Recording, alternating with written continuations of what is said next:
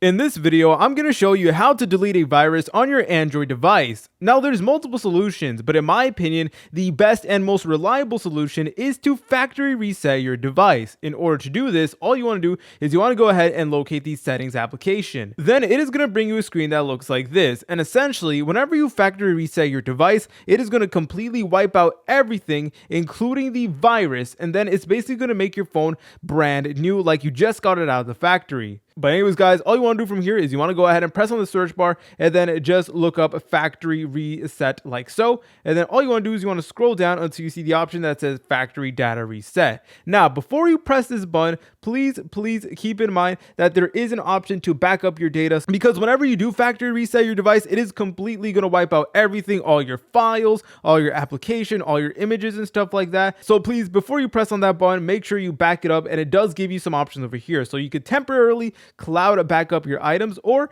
you could also use an external storage backup. Either one will do the job. But the point is, it's really important that you back up your data. And I actually have a lot of personal experience in this subject. Throughout my years, I've gotten so many different viruses on my Android device, and whenever I tried to remove them, this was the method that always worked for me. If you guys found this video helpful, make sure to leave a like and subscribe. I'll see you in the next tutorial.